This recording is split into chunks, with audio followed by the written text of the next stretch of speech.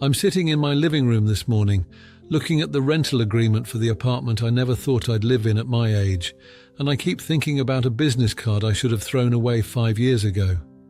It belonged to a man named Marcus, who called himself a real estate investment specialist and promised to help me turn my home equity into retirement security.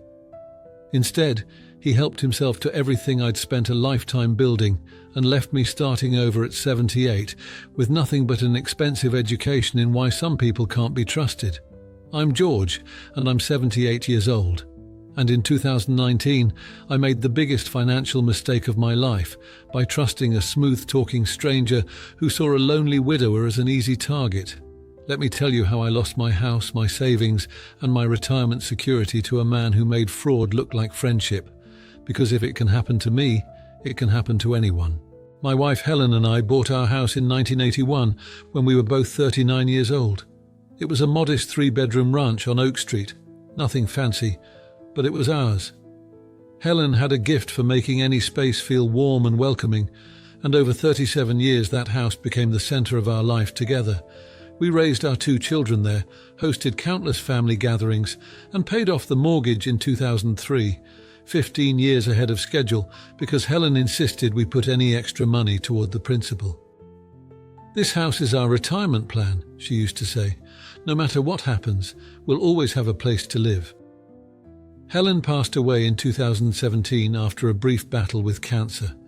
The house felt enormous without her in it, but it was also the place where I felt closest to her memory. Every room held decades of shared experiences, and I couldn't imagine living anywhere else. But maintaining the house alone was expensive and exhausting. The roof needed repairs, the furnace was failing, and the property taxes kept climbing as the neighborhood gentrified around me. My pension and social security covered my basic expenses, but I had no cushion for major repairs or emergencies. That's when Marcus Williams appeared at my front door in March 2019. He was maybe 45 years old, well-dressed, driving a nice car, and carrying a leather portfolio that looked impressive and professional. He said he was a real estate investment consultant who specialized in helping seniors unlock their home equity to create retirement income. Marcus explained that he'd been researching our neighborhood and noticed that property values had increased dramatically over the past few years. My house, which Helen and I had bought for $68,000, was now worth over $300,000.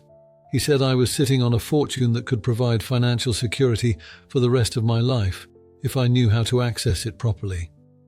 I invited him in for coffee, partly because I was curious and partly because I was lonely.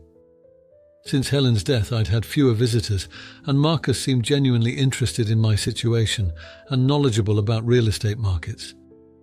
Marcus spent 2 hours at my kitchen table that first visit, asking detailed questions about my finances, my family situation, and my concerns about aging in place. He was an excellent listener, sympathetic to my worries about house maintenance and healthcare costs, and confident that he could solve my problems. He explained something called a sale-leaseback arrangement. I would sell my house to one of his investment companies for its full market value, then immediately lease it back for a below-market rent. This would give me a large lump sum of cash while allowing me to stay in my home for the rest of my life. The numbers Marcus presented were compelling. I'd receive $260,000 cash from the sale, minus his fees and closing costs. I'd pay only $1,200 monthly rent, far below market rate for the area.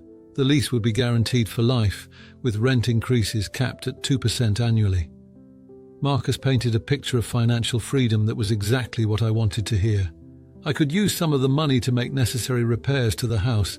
I could invest the rest to supplement my income. I'd have enough cash to handle any emergency without worrying about losing my home. He gave me a folder of materials to review, testimonials from satisfied clients, information about his company, examples of similar arrangements he'd facilitated. Everything looked professional and legitimate. His business cards listed multiple credentials and certifications that meant nothing to me but sounded impressive. Marcus said he'd handled dozens of these arrangements and that senior homeowners loved the security and peace of mind they provided.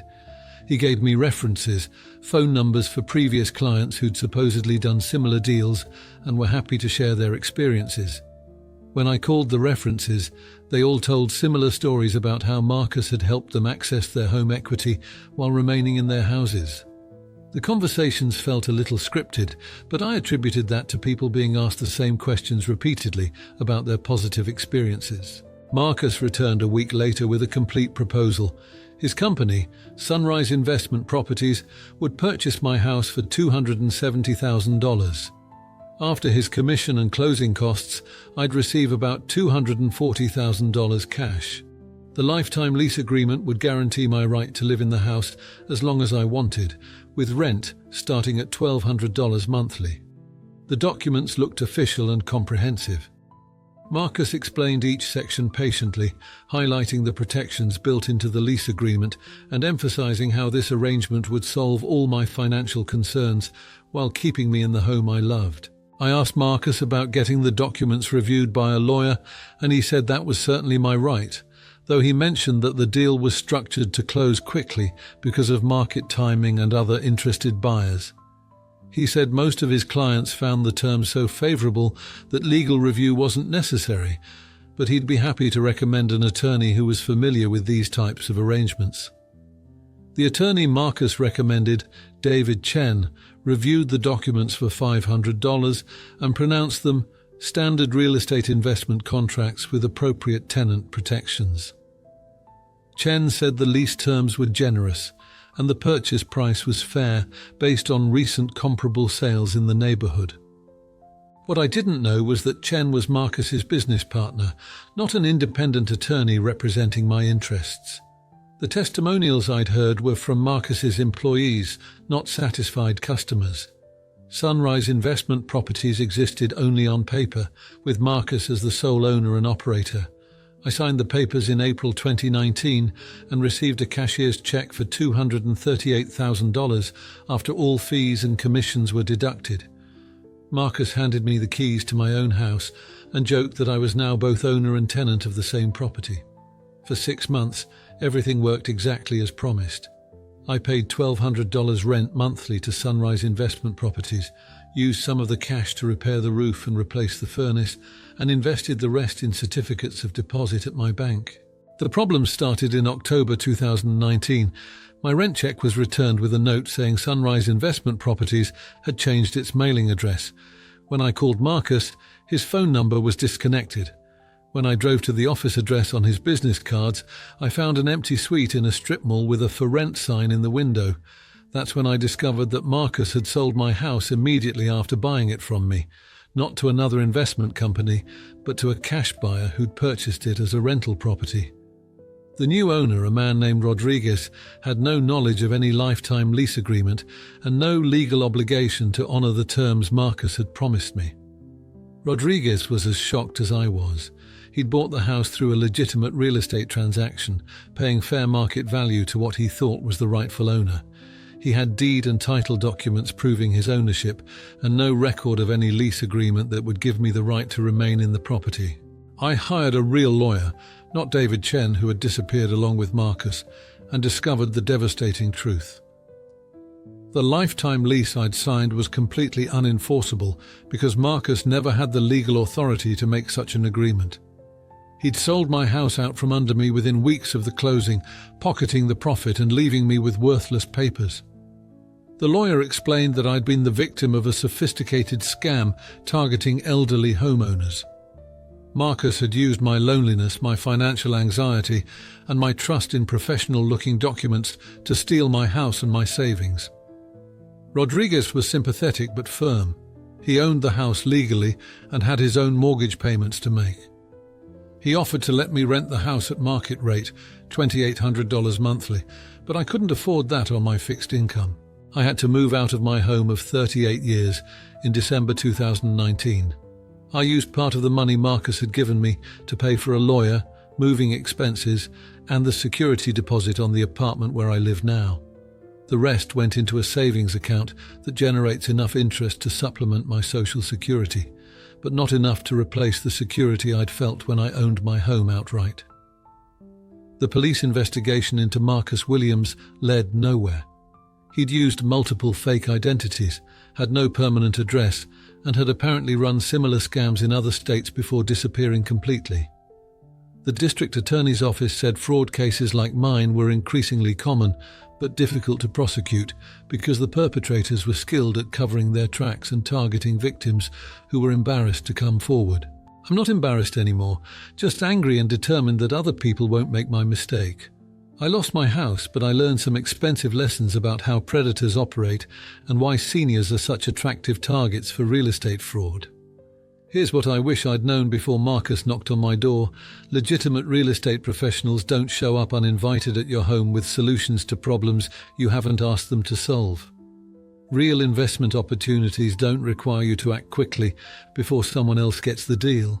And any arrangement that sounds too good to be true, like living in your house forever while someone else pays you for it, probably is too good to be true. Marcus succeeded because he understood exactly what I wanted to hear. He offered me financial security without requiring me to leave my home, independence without risk, and solutions to problems that were keeping me awake at night. He presented himself as an expert who cared about my well-being, when really he was a predator who'd identified me as an ideal victim. I was vulnerable because I was alone, financially stressed, and unfamiliar with complex real estate transactions. Marcus exploited all of those vulnerabilities while making me feel like I was making a smart business decision instead of being robbed. The fake references, the bogus attorney, the professional-looking documents. These were all tools designed to overcome my natural skepticism and make me feel confident about trusting a stranger with my most valuable asset. I'm 78 years old and living in a one-bedroom apartment, using my savings carefully because I'll never have another opportunity to build wealth. The house where Helen and I raised our children, where we celebrated holidays and anniversaries and built a lifetime of memories, is now owned by someone else who rents it to strangers. I drive by sometimes and see different cars in the driveway, different furniture visible through windows that Helen used to decorate for every season. It's painful, but it reminds me why I'm telling this story. If you're a senior homeowner and someone approaches you with an unsolicited offer to help you unlock your home equity or optimize your real estate investments, be skeptical. If they pressure you to act quickly, if they discourage you from getting independent legal advice, if they have solutions to problems you haven't asked them to solve, walk away. Your home is probably your largest asset and your primary source of financial security. Don't risk it based on promises from strangers, no matter how professional they seem or how compelling their offers sound. Get multiple opinions from professionals you choose yourself, not people recommended by someone trying to sell you something. Take time to research any company or individual before signing anything.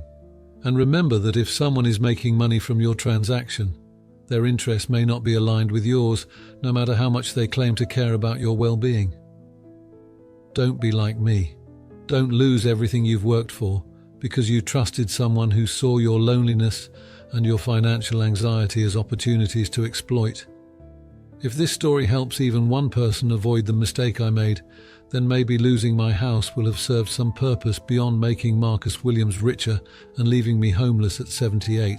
Share this with any older adults in your life who might be approached by people offering real estate investment opportunities. And remember, legitimate professionals earn your trust over time through consistent, honest service. Scam artists earn your trust quickly through charm, pressure, and promises that are too good to be true. Tell me in the comments, have you or someone you know been approached by strangers offering real estate investment opportunities? Sometimes sharing these experiences helps others recognize the warning signs before it's too late.